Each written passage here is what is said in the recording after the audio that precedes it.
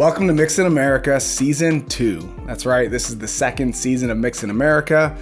I decided that I wanted to do a second season.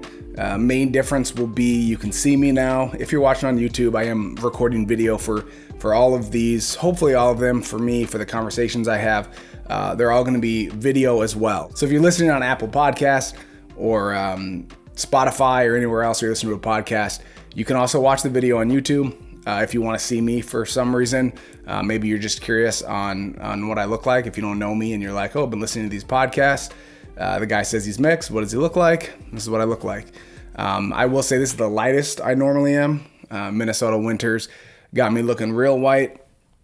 But, you know, in August, come back in August, I'll look a little bit darker. But this is what I look like. This is me. You might want to, when I have some of the guests, maybe you want to see them, whatever.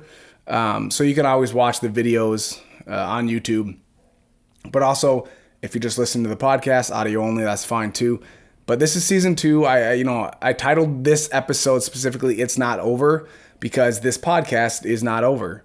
I'm still doing it, right? That's clever. I'm going to talk about a couple other things that aren't over, but one of the things that's not over. The first thing I'm going to talk about not being over is this podcast. This podcast is at least a second season. You know, I thought about it, prayed about it, was trying to decide whether I should do a second season or not. Season 1 really accomplished kind of what I wanted to, which was just a place for me to get my thoughts and feelings out. So if you want to go back and listen to season 1, hear a lot of my thoughts about racism, about police brutality, about what was going on in our city during the summer, right after the death of George Floyd. I talked about white privilege. You know, I talked about my identity struggles. I talked, and then I had a lot of conversations with a lot of good people, my parents, my wife, some close friends and family members, some interviews I didn't expect to get, like Shawnee Johnson, wife of former Gopher, who made friendship bracelets to help kind of raise money for businesses that were harmed during the riots and looting in Minneapolis. So I did that, and I really was good. I got 20 episodes in, a lot of good stuff that was said. Encourage you to go back and listen if you haven't yet. But I was trying to decide if I wanted to do a second season. And I was really thinking, like, really, is anyone really still talking about this? Conversation's still happening. I feel like we've kind of moved on from this summer when everyone was talking about it. And I wasn't sure if people still wanted to hear and have these conversations. And I decided, actually, what kind of pushed me over the edge, I decided I was going to do it, but what kind of pushed me over the edge was I ran into Pastor Terrence Reeves-Chong at a wedding this fall, and we kind of caught up just about life and how things are going and whatnot. And he told me a little bit about his heritage, his family history, some stuff that he had just learned, but also his perspective, his story a little bit. And I was like, man, I really want to get this recorded for the podcast. And I decided that even though maybe people aren't talking about it enough anymore, I thought maybe about doing a second kind of a special episode on the side. But really, I was like, you know what? Let's keep talking about it. Maybe the fact that people aren't talking about it as much as they were this summer is a good reason for me to keep going. So I did the interview with Terrence. That's coming up. And I talked to a couple other people, did a video at church with some high school students. They had some really profound stuff to say at 15, 16, 17 years old. And so I'm going to try to get them on for a podcast. I really want to keep sharing perspectives, and I want to keep talking about my thoughts and feelings, but really share these conversations. And so that's what I'm going to do. That's going to be season 2. I'm going to keep going. I'm going to share some of these conversations, and really some different ones too. Yes, black and white, but obviously other races out there that have different perspectives than mine. My roommate in college actually said he would join me. Hopefully he does soon, but he's Hispanic. He's Puerto Rican and Guatemalan. And so he's got a different perspective that I don't really know about because I haven't experienced that. So I want to talk to him about his perspective, his heritage, his culture. Another thing that I want to talk about is not over is this current movement that we're in. And I didn't know what to call it, really. I was hesitant to use the Black Lives Matter movement. Maybe that's kind of how people are defining it right now, and maybe that is a good definition or a good label for this current movement that we're in right now. I didn't really want to necessarily give that much credit to the organization, I guess. Maybe I should, but I also don't want people to think a certain way, because that phrase, Black Lives Matter, has people, can be triggers, I guess, for people, or has people think in a sort of way. Because some people do think about that organization when they hear the phrase Black Lives Matter. They think about that organization that they might not agree with 100%. And I don't agree politically with everything that organization stands for. But those three words in that order, Black Lives Matter, is a duh, obviously. That shouldn't be a discussion. There should be no response when somebody says Black Lives Matter, which is why it's important to define our terms, to talk about what we're talking about. I'm not going to go into that a lot here, but that's just maybe a free nugget for you. Define your terms. Talk about what you're talking about. If you say Black Lives Matter, are you talking about the organization or not? Because maybe you are, and that's fine if that's what you want to do, but understand when I say that, I'm not necessarily. And so people might argue with me, or they might argue with people that say Black Lives Matter when really they agree that Black Lives Matter. They just don't agree with the organization. So it's important to kind of talk about your terms a little bit when you're having these conversations. But so I don't know, whatever you want to call this movement I talked about. It seems like people aren't talking as much about race, aren't having these conversations, aren't trying to. This movement has maybe slowed down a little bit since the summer, but it's not over. This movement is not over. This current generation kind of rising up and fighting equality fighting for equality is not over. It's still happening. There's still people trying to make a difference, and there's still differences that need to be made. It's not solved. It's not over. It's not, the solution isn't here. We haven't broken the cycle yet. And so that's not over. And so that's why I want to keep having these conversations, because it's still going on, because I don't know if people stopped talking as much. Maybe they are, and I'm just not hearing it as much, but maybe the conversations have quieted because people got bored, or maybe some solutions have been found, but not that I know of. I don't want the protests and the riots and the things to continue, but I want them to stop because solutions have been found, not because people just got bored with it and don't want to talk about it anymore. I would like to find solutions, and so we don't keep continuing to do the same thing, because it does feel like we're in this cycle, right, where every generation to a certain extent has their moment, their movement, their things that they try to do, and I don't want the next generation to have to do the same thing. I'd like to find some solutions so that we don't have more protests and riots and racial tensions in our country. I'd love to find some solutions, but as of now, I think we're still working towards that, and it's not over. Even if you don't hear about it as much, there's still conversations to be had. There's still things to be done. There's still progress to be made. It's probably not as bad as a lot of people think, how some people think. Some people really just focus on the negativity and how bad it is, but I don't think it's that bad. I don't think it's as bad as some people think. I do think we've made a lot of progress, but it's not over. We haven't arrived, right? Our current situation may not be as bad as some people think, but it's not over. It's progressing, but we're not done. Another thing that's not over made me think about, back in January, Martin Luther King Day, and I saw more people talking about MLK than maybe I've ever seen, which I think is good. I think it's good to have the conversations. It's good to celebrate him. But I saw kind of two different camps for the most part. A lot of people landed in one of these two camps, were either in thanking MLK, good job, that's history, it's done, you brought us forward, I appreciate it, now let's move on. And then there was another camp that was like, do you see the dogs and the fire hoses and the marches? And this is what we as Black people go through. And like most things, the truth is somewhere in the middle. And it's not as bad as it was in his time, but it's also not over. It's not like, we teach it civil rights era as kind of like it was in the past. It was done, a neat little bow, it's over. Martin Luther King marched, we got rights, now we're good, but it's not that simple.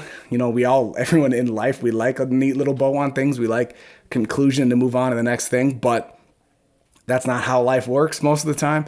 So I absolutely recognize the struggle and the progress that was made. When Martin Luther King was marching, he was marching there were literally laws segregation was legal, was the law of the land in America. Like there was literally laws in place that they were like, no, you can't sit at certain places. You can't go into certain restrooms. Like literally they fought and overturned those very racist laws that were being enforced by the American government. Those laws have been changed. That's not a legal thing anymore. But there are still things that we deal with. The battle's not over. The struggle's not over. We've come a very long way. And really not that long a time. If you think about in history, we teach history a lot of times as past, it's over, it's done, like it was so long ago, right? If you read in a history book, you feel like it was back, American Revolution, like way back when. Even Civil War and slavery wasn't that long ago, but then when you think about Martin Luther King, really it wasn't that long ago. That was the 60s. My parents were alive during that. Your parents might have still been alive during that. In fact, you might have been alive. I don't know who's watching this or who's listening to this, but you might have been alive during the civil rights movement and Martin Luther King. And it really wasn't that long ago.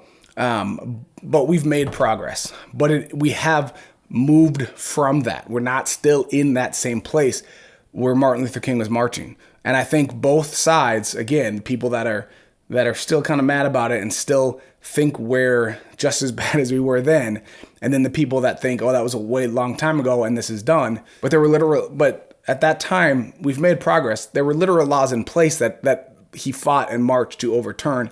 Those laws have been overturned. That doesn't mean things are perfect now. It means we've made progress, but we still have a ways to go. And again, talking about defining terms, I mentioned that a little bit earlier. It's so important to define your terms because I hear a lot about systemic racism and then systematic racism. And I didn't actually know that those are two different things. I might have mentioned this in one episode before, but it's worth repeating because I think this is really, really important in the conversations that you're having, that we're having, that I'll have in the next probably 10 episodes or so, I think is what I'm shooting for season 2. But it's important to define your terms and to know what people are talking about, because to have a conversation, we have to be on the same page. I use sports analogies a lot. Skip over this and go on a little bit. I'll stop talking about it in a second. But the sports analogy of like MVP conversation, it's sports, so it's fun to talk about it. But people say, is it the best player on the best team? Or is it the person who's literally most valuable and has helped their team the most? Like if you took them off their team, how bad would they be? And that's a great debate that we sports fans have all the time. Who's the real MVP? If you took this person off the team, they wouldn't win 5 games. And he's got them fighting for a championship. Does that make him the MVP? Or is it this guy over here who they would still make the playoffs? They'd still be a pretty good team, but they wouldn't be real championship contenders without their best player. How valuable is a player if he, if his team's not winning that much? Is he the most valuable in the league? Well, maybe he really is. I could argue that Kevin Garnett should have been the MVP every single year he played, because that Wolves team shouldn't have won 3 or 4 games without him. But, it wasn't until he actually won, and when they were the 1 seed in the playoffs is when he won the MVP. Got distracted from that. Maybe I'll edit some of that out anyways, but it's important to define your terms. So when we talk about systemic racism and systematic racism, and I looked this up a little bit, did some research, not a ton, but I found a couple of really good definitions that helped me personally define it. So now when I have these conversations, this is what I'm using, right? It'd be great if we're all on the same terms, but at least when you're having a conversation with somebody, try to get on the same page, try to define your terms. And so the definition that I found that I liked was systematic racism is when there are systems and laws in place that are racist, that are meant to keep a certain people group down.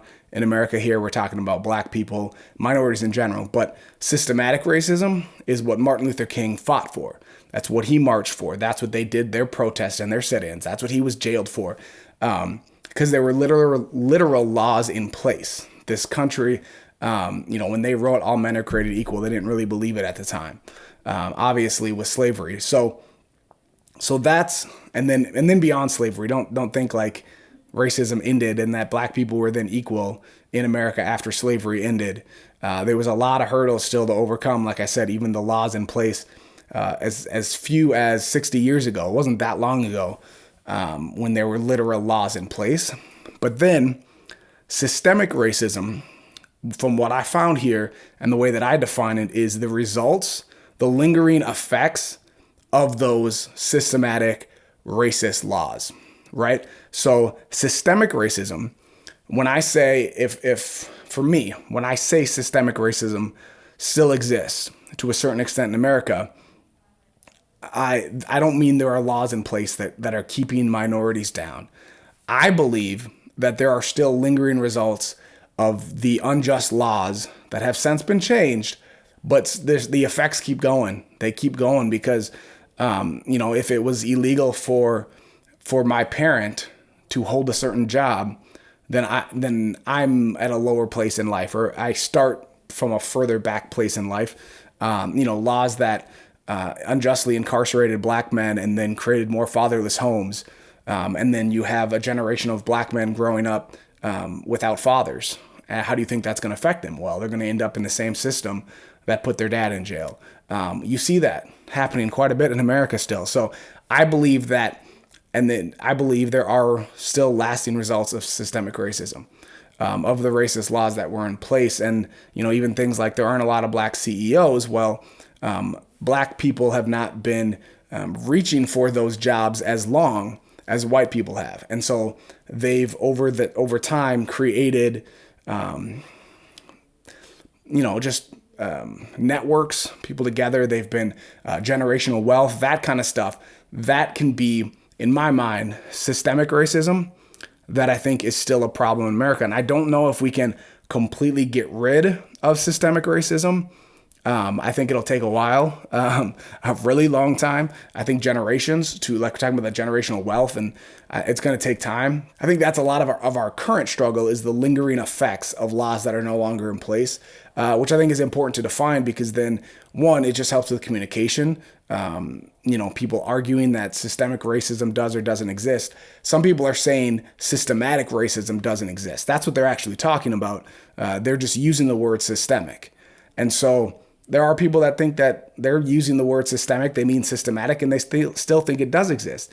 But you can't have that conversation, you can't have that discussion without defining those terms. So I think that's important. And I don't know how long it would take for generations to battle systemic racism so we don't still see the lingering results of the racist laws of the past. I don't know. Maybe we won't get rid of it. Maybe it'll take 3-4 generations. I don't know. But that doesn't mean we can't work towards it. I also think it's important to know something that's not over is racism. And I'm not talking about systemic racism. I'm not talking about laws in place. I'm not even talking about like corporations and people that won't give jobs. I'm talking about just racism. Racism is not over and it's not going to be. And I think it sucks and that's a stupid thing. I don't like that. But there's always going to be hateful people. It's always going to be evil people. America did not invent racism when they had slavery. Even if you just look back in the Bible, whether you believe in the Bible or not, the Egyptians had Jews as slaves. I think that's a historic fact. I don't think that's just for people that believe the Bible. I think that's a historic fact. But either way, people are mean to people and people hate people. And black people aren't the only people that have been treated wrongly for the color of their skin or for their nationality, for the way they look. So unfortunately, racism is not ever going to end. There will be racist people. And I say that not to be discouraging and because it kind of bums me out a little bit, but because I think we need to have realistic expectations. And I think we need to kind of define our goals and what we're working toward. I'll mention his name, Pastor Brian Sullivan, who is my principal at Maranatha now, my boss's boss, maybe. But I work for him at the church, and he always, I've heard him say numerous times, progress over perfection.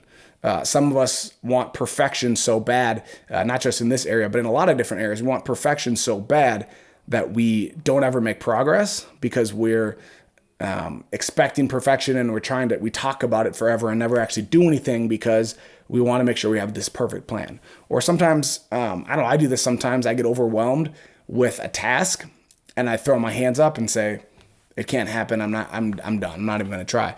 And so that's why progress over perfection, understanding that racism will never truly end, because if you looked at the world and say, oh, racism's such a big problem, why even try? We can't end it. We can't. We work towards making it better. We work on making progress. Like I said, systemic racism, effects of lingering effects of racist laws in our country. Maybe that's something we can work to change. Maybe there are policies that we can change, whether it's for better policing or for, I'm not a big affirmative action fan, but ways to help minorities get more jobs of power and to be better represented in the leadership of our country and of, corporations and churches. And what can we do to do that? I think that's a thing that we can work towards. I think we can work on making that better. But every racist person that ever exists, I mean, sorry, I feel like I don't feel like there is going to be people that hate for no reason. That's unfortunately the way the world works. It's also important, I think, to understand that, because you have to learn how to deal with it, because it's not going away. It's going to get better. I think we can make progress. I think it can be better, but it's not going to go away to where you'll never have to deal with racism. So we have to keep having these conversations. We have to keep talking about it. We have to learn how to deal with it, right? If someone's going to hate you for the color of your skin, you have to know how to deal with it. You have to know how to be reaffirmed. You have to know how to believe in yourself regardless of what people think. I've had these conversations with people about bullying. Yes, it's great to stop bullying and do everything we can to stop bullying, but we also have to teach people how to handle that, because not everybody's going to be nice to you. You're going to come across people, I don't care if it's on the playground or in the boardroom, you're going to come across people who just don't like you and are mean and rude, and you're going to have to learn how to deal with difficult people. Unfortunately, you're going to have to learn how to deal with difficult people in life, including some people that might be racist. So unfortunately, we can't stop everyone from being racist. We can't legalize racism out of the country, right? We can't make it illegal and then prosecute and persecute people that do. What we can do is we can work on ourselves. We can look for biases within our own life and things that issues that we have, and we can try to make that better. We can work with our friends and family, like the circle of influence that we have. We can keep having these conversations, listen and share podcasts like this, right? Not a selfish plug, because there's other ones too, but also I believe some of these conversations can be very helpful to people, and there's things we can do. And I think the other problem that people have, besides just ignoring it, and there are plenty of people who think that racism in any way doesn't really exist in America right now, which I don't think makes any sense. We can all agree that racism still exists to some extent and always will. But the way that I've had these conversations about racism with friends and family and people before, and one of the way that I describe it is racism is like a car in this sense. I was just talking to my parents, they just bought a new truck, and now they see that truck everywhere, right? You've probably heard someone talk about this before in some way, shape, or form. When you're looking for a car or you just bought a new car, you see that car everywhere. And you don't see it if you're not thinking about it, if you're not looking for it. Racism is kind of like that. If you're not looking for it, you're not going to see it. I've talked about this, this is big part of the conversation my wife and I had on the podcast last season was, if you're white in the suburbs, you probably don't even think about it because you don't ever deal with it. So if you're in that situation, I would recommend that you think about it a little bit more, that you expand your circles of influence, that you talk to people, have conversations with people that don't look like you, and get to know people, expand your network a little bit, and understand that some people still deal with this on a very real basis. But then the opposite is also true. If you're looking for racism, you're going to see it everywhere.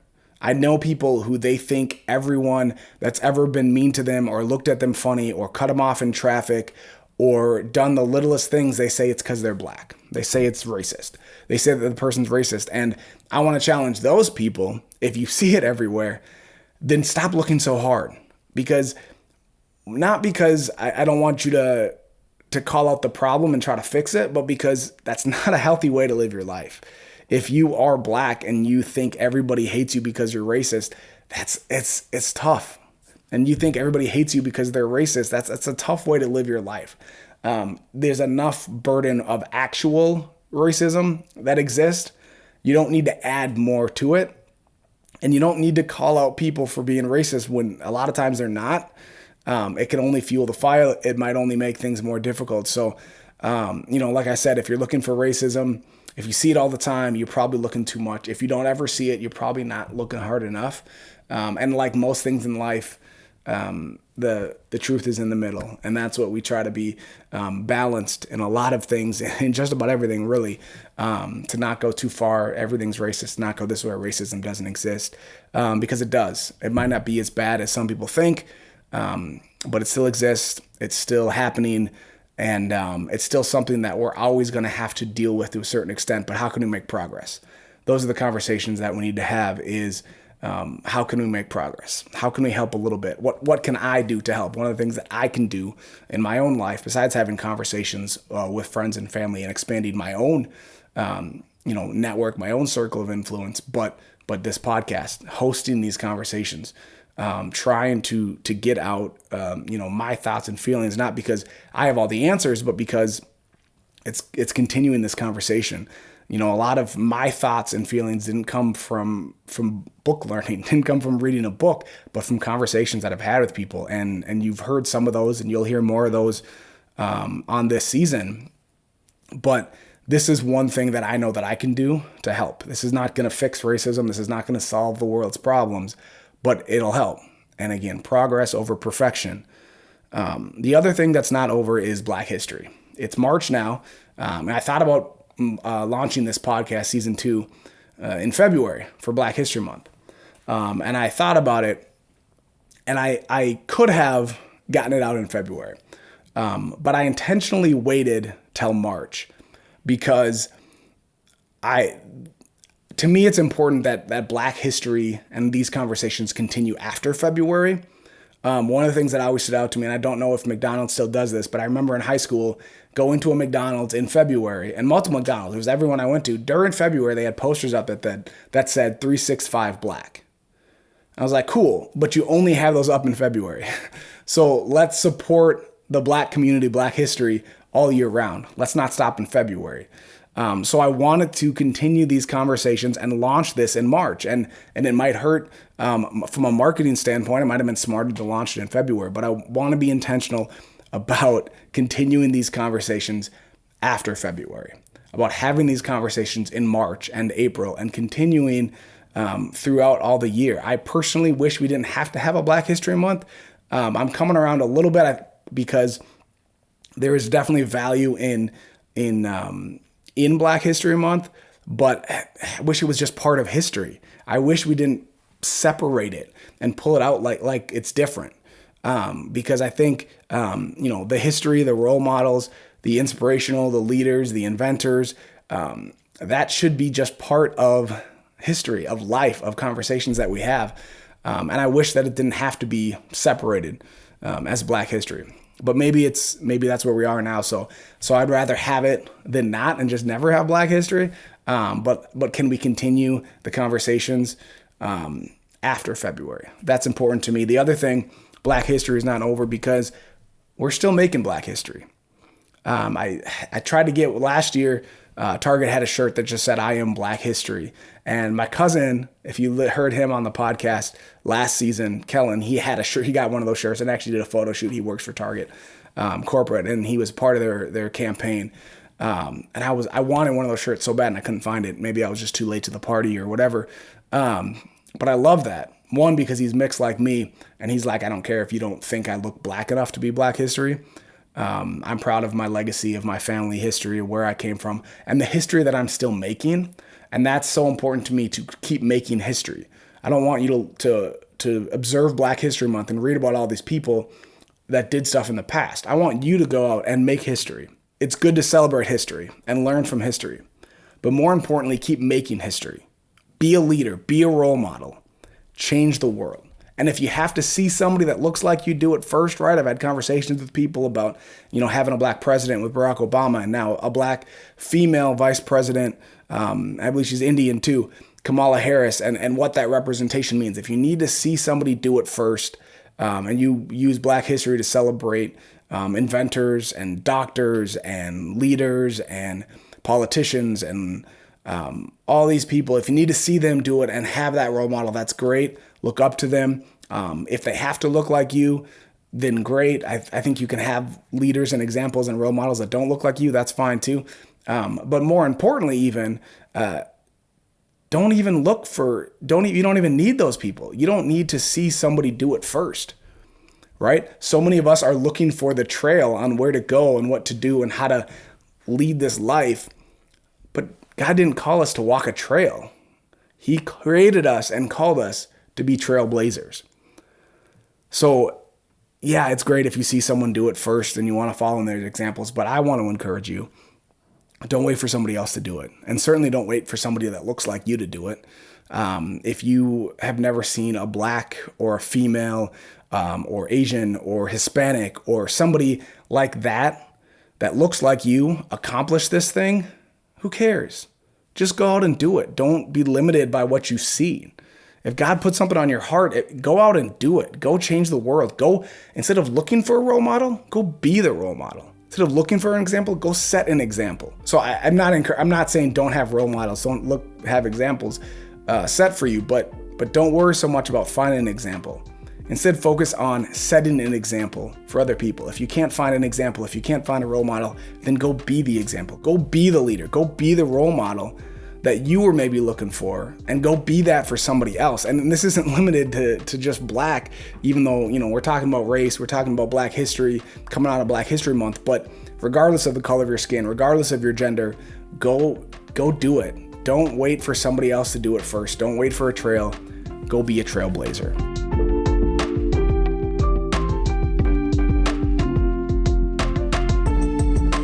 Hey, thanks for watching my video. I hope you enjoyed it. If you did, can you do 3 things for me? Can you like this video, subscribe to my channel, and tell your friends?